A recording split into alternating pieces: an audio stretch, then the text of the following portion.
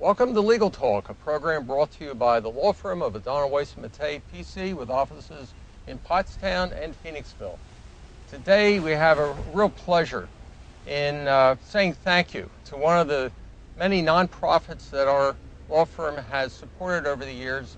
Today we're at the Pottstown cluster of religious communities, and with us, Barbara Wilhelmy, who is the executive director. Welcome to Legal Talk. Thank you very much. We're grateful to O'Donnell, Weiss & Matei for allowing us to do this with you this morning. Thank you. So before we actually talk about the programming here, give us a little bit of history. Where did all this begin? Sure.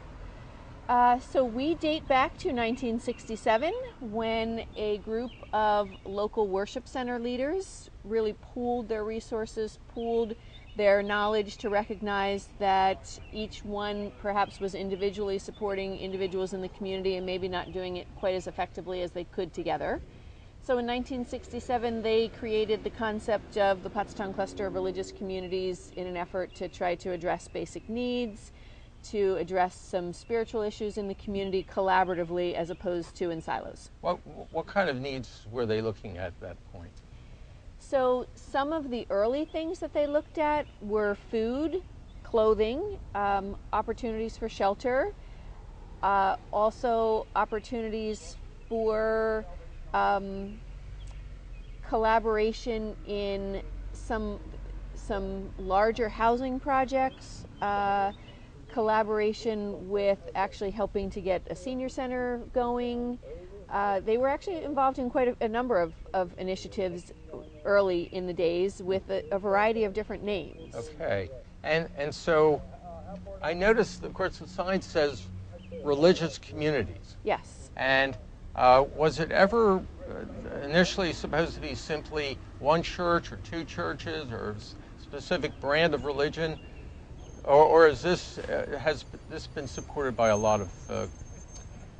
Always been supported by a lot of churches. The intent has always been for it to be as interfaith as possible.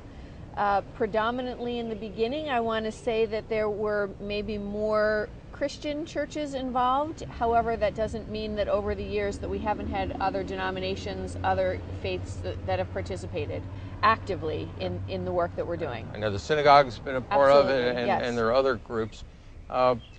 And we, at this point, hopefully are showing a list of the supporting religious organizations. And if you, in fact, don't see your religious organization on that list, it should be. We would absolutely love to have as much involvement with the worship community as we can. The list that we're showing is a list that really encompasses, to our knowledge, people who started or organizations that founded, as well as to organizations that are currently serving us. However, I always acknowledge that we might have missed somebody along the line, and if we did, please reach out to us, let us know. Or, as you said, if you don't see your name on the list, let's find a way to get you involved. Okay. So that we could have you on the list. Well, then let's go inside, take a look, and see what your programming is right now. Okay? Sure. Wonderful. Good. Barbara, we're inside at the reception area at 47 North Franklin Street. 57. 57. I did it. I knew I'd do 50, that. 57. North Franklin Street in Pottstown. And this building is actually relatively new for you, but when did Cluster move in here? This building is relatively new. So we refer to this as the Cluster Outreach Center. The organization has had an outreach center actually since the late 80s. We used to actually lease space over on Walnut Street. That space was about half of the size of this space, and so we were there from 1989 until 2011 when we moved into this building. Wow. We actually bought this building and had a lot of support to renovate and move into this building over the course of about a year and a half. And in July of 2011, we came in here.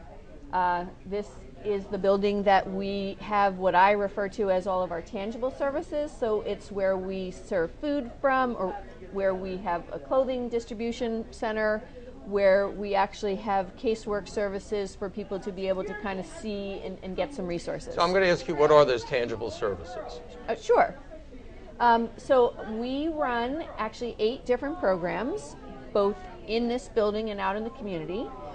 We run an emergency food pantry that services families who have low to moderate incomes and meet eligibility requirements, mostly living in the greater Pottstown area, although occasionally we will service people outside of the area, because if somebody comes to us and is urgently in need of food, we're going to serve them food.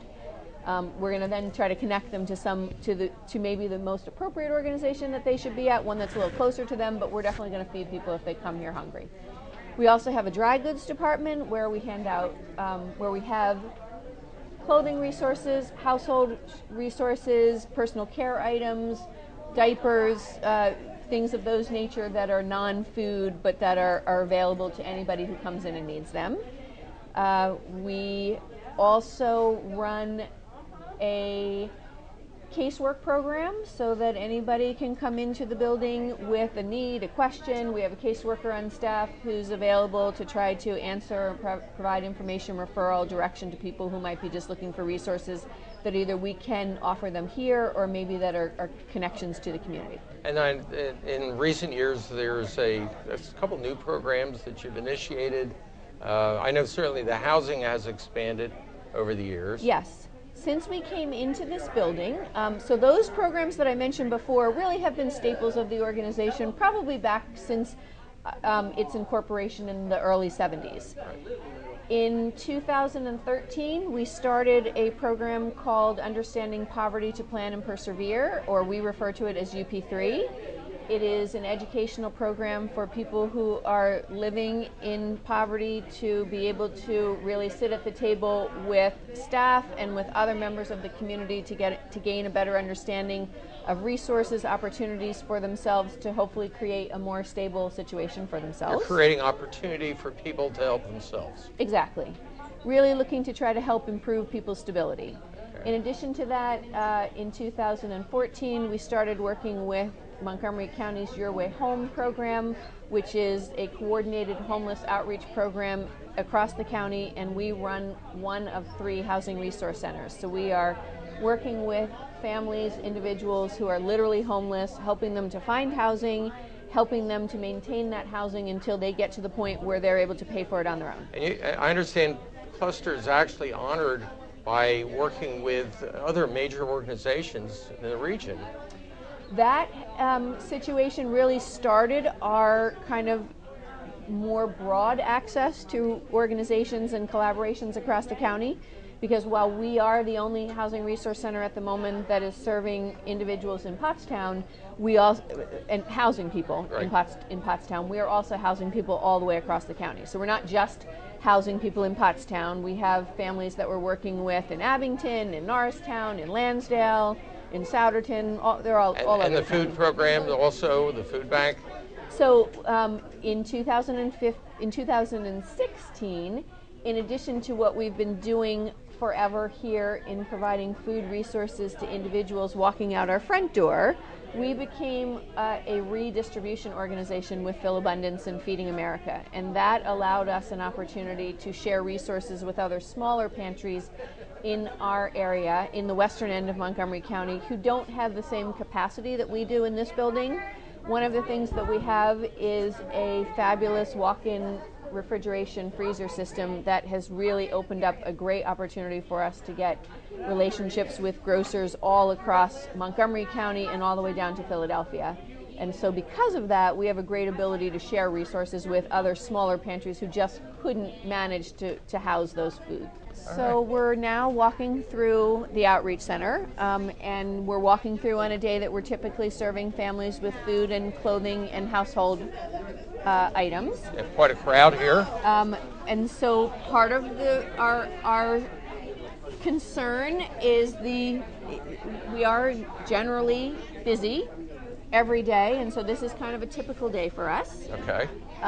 Space is limited and creates some challenges for us. Let's take a walk back and share what people are part of what they're coming for. Okay.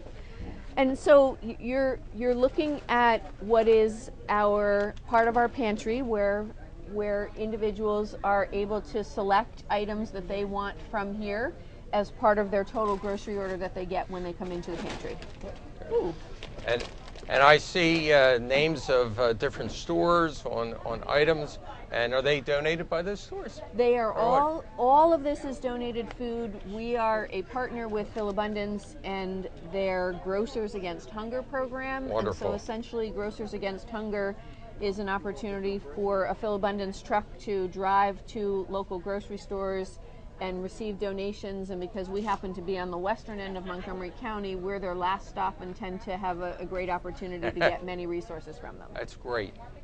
And of course, you have a larger pantry over here. So this is our goods and choice pantry, and by choice I mean that individuals who come in here, you know, in the days of our old building where we had very little space, we literally packed food for people and handed them bags of food with little to no choice of what it is that they were getting. Now they're actually having an opportunity. They select their food.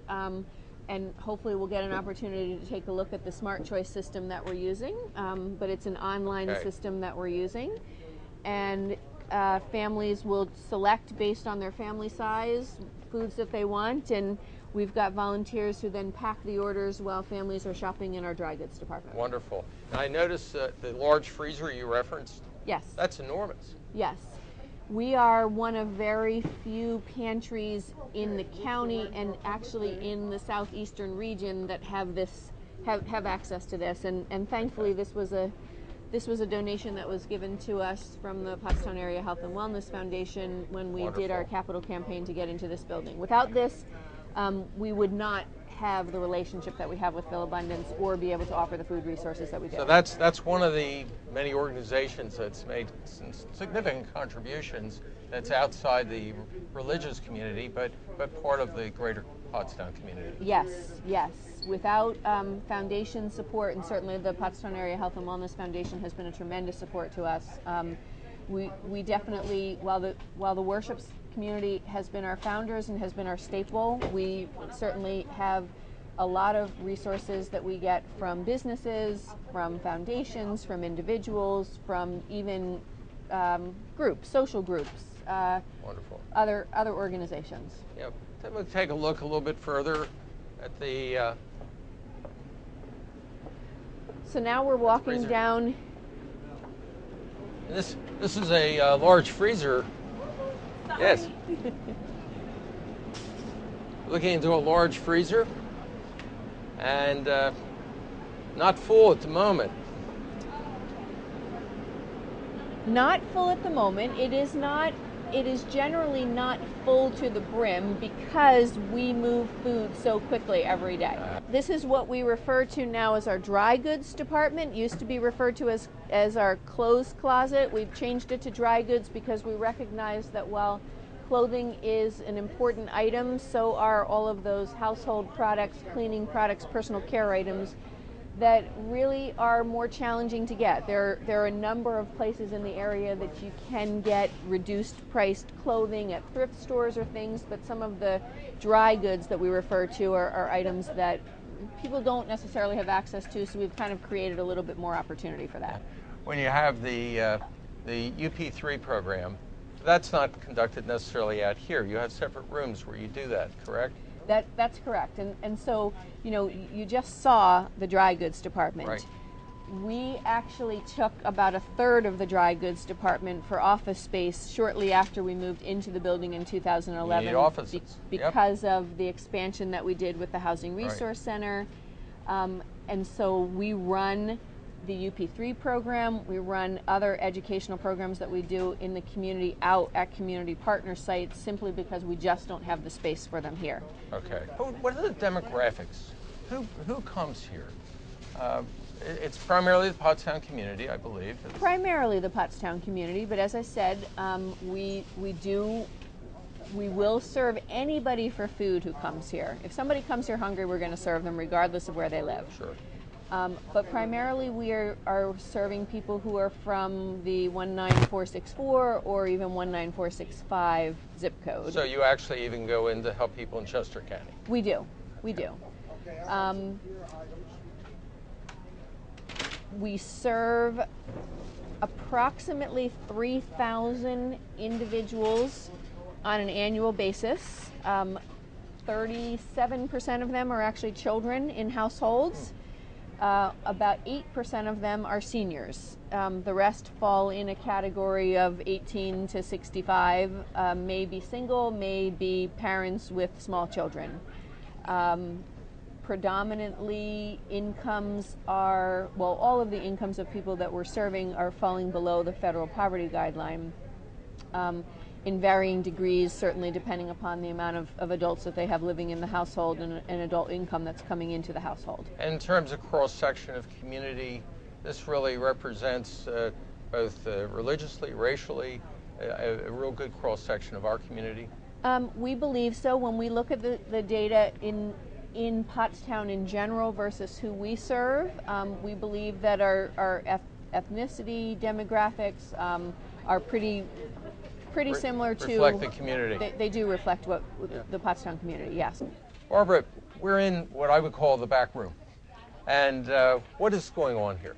So this is what we refer to as the warehouse. It's our reception area, and we've got a dock door that allows people to pull up to the back of the building and unload cars and unload trucks of food and other donations. And so what you're looking at back here is food that has been received and is either being put into inventory or has already been put into inventory and is then going to go up into the pantry.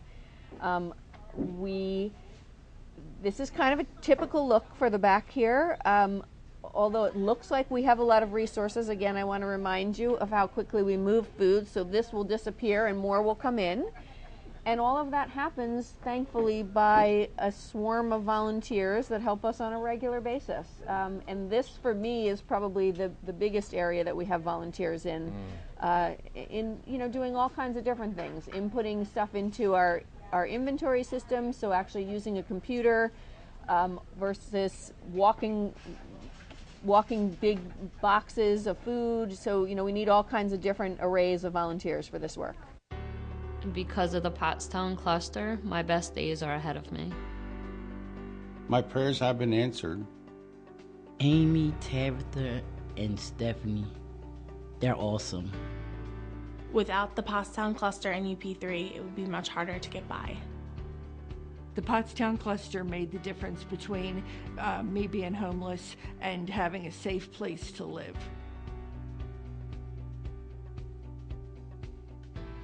Hi, I'm Barbara Wilhelmy. I'm the Executive Director of the Pottstown Cluster of Religious Communities. Our mission is through interfaith cooperation. We provide for the basic needs of individuals in the greater Pottstown community while supporting their social and spiritual needs. Additionally, we strive to help those same individuals to move into greater overall stability. We have been around since 1967, and in 2010, we bought the building at 57 North Franklin Street, which is currently known as the Cluster Outreach Center. What I refer to as our tangible services. A food pantry, dry goods, clothing are all handled out of this building. We've had to borrow space from other organizations to do some of our educational programs. Our capital campaign is to help us to move some of the resources and the services that we are currently providing either at 57 North Franklin Street or in the community to our new building next door at 61 North Franklin Street. Our theme for this campaign, Bridging Connections to Greater Stability, really speaks to our mission and the second half of our mission very strongly. We really believe connections, relationships, are the key to the individuals and the households that we're serving. We see that as the biggest opportunity for us to help people to gain stability by that relationship building, by making those connections, the opportunity to provide greater educational resources, to provide greater opportunities for those connections to occur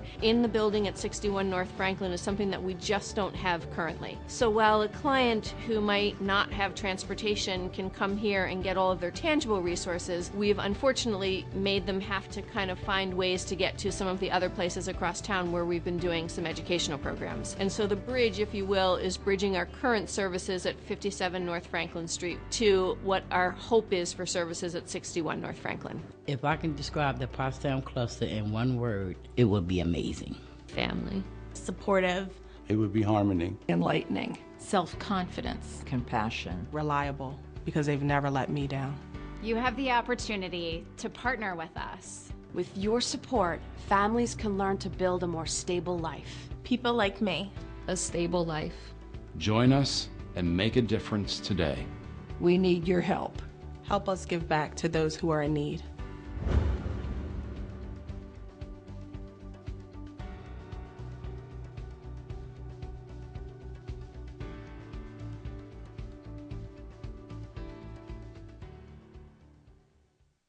Since 1955, O'Donnell, Weiss and Mattei Law Offices has had a proud history of support for our surrounding communities of Pottstown, Phoenixville, all areas in between and surrounding. This program highlights just one of the many not-for-profit organizations in which our attorneys and staff are currently involved. Thank you to the many people who volunteer to make our region a great place to live and to work. Enjoy the show. So you just saw the other building, and now we're standing in front of 61 North Franklin Street.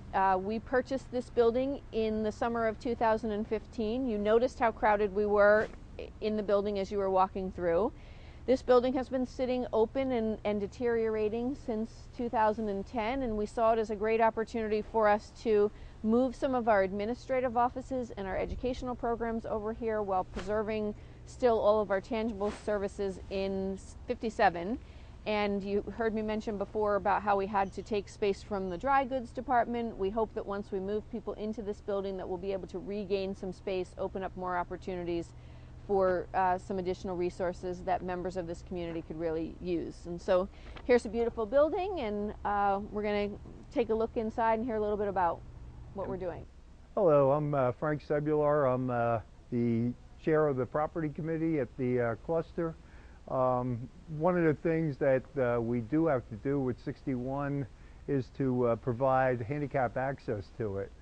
And through our architect, Dick Franz, he's come up with a way of providing a concrete ramp that would start somewhere in this area.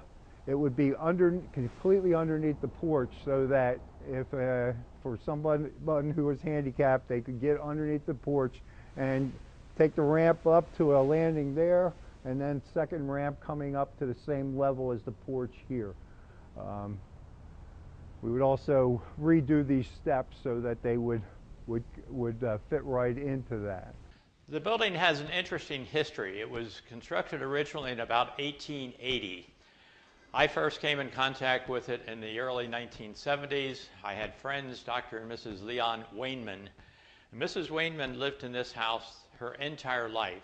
She told me one time when we were visiting that from her bedroom on the second floor, she could look all the way down King Street to the Baptist Church. Obviously, there have been several buildings that have been constructed since then. The Wainmans lived here until the mid-1970s. In the late 1970s, a group called Alternatives purchased the building, and it became a group home. And interestingly enough, although it housed teenagers who came from some troubled situations, they did not destroy the building. As we come into the building now, the woodwork is intact. Fireplaces are in good shape. There's some Mercer tile there made in Doylestown that were very famous in its time and still very much appropriate at this point. The wood shutters are here on the windows, very intricate woodwork.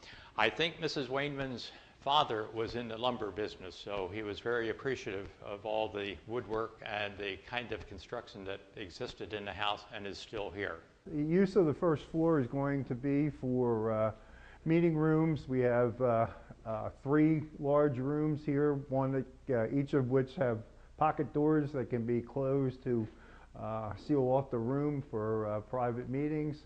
It would also be a reception room for anyone coming in to see one of the counselors. As you can see, all the offices then would be upstairs, would be on the second and third floor, where would be they would be the administrative offices for the cluster employees. So we have room for 5 offices on the second floor. So it's 5 offices here on the second floor. As you can see, so the interior architecture just reflects what you saw on the outside with some of the rounded tower rooms. Then the other rooms are more squared off. As you can see, there's some damage, roof damage that we've repaired, but still have to replace plaster and put drywall in the ceilings in some of these rooms. So you've got a big project ahead of us. Redoing this building, tying it to the old building, maintaining the old building. That's a lot of fundraising. What are you doing about that? So yes, we do have a big project ahead of us. Just for our audience's information, we really don't have any services that we get fees for. So we do fundraising for everything. Our operating budget, our programs, all of the donated materials are things that we do solicit to try to assure that we have the resources that we need. We kicked off a capital campaign in March. You heard when I talked about the history that we started in 1967, so 2017 is actually our 50th anniversary. So we had a big celebration dinner. We kicked off our capital campaign in introducing what it is that we're doing here in the building to our kind of friends and traditional supporters who've been with us, and we wanted to sort of celebrate with them the work that has happened that they've certainly helped us to do over the past 50 years.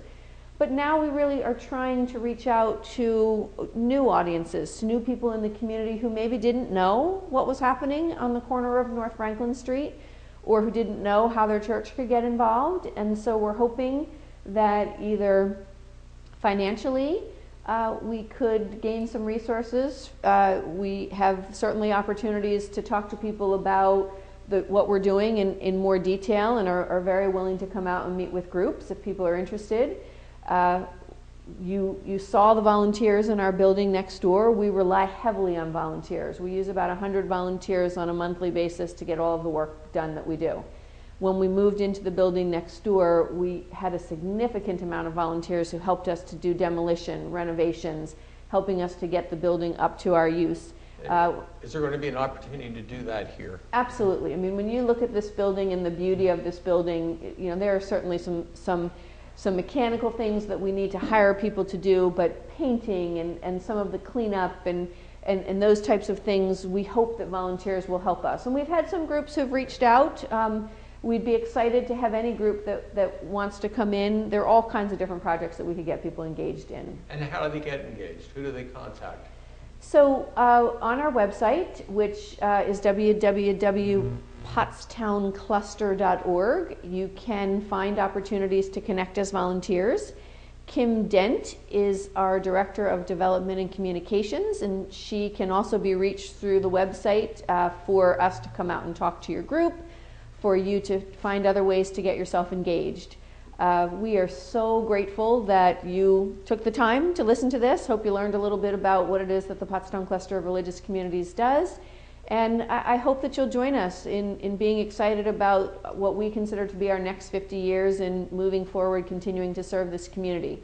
We didn't get to the first 50 years without the tremendous support of this community, and so we certainly expect that we're going to continue to need that tremendous support to keep moving forward and supporting all those families that have needs in this community. So thank you. And Barbara, thank you. On behalf of Donald Weiss and Mattei, PC, we're thrilled to be able to thank you and thank this organization for all it's done for us. And we look forward to seeing you again next month. Thank you.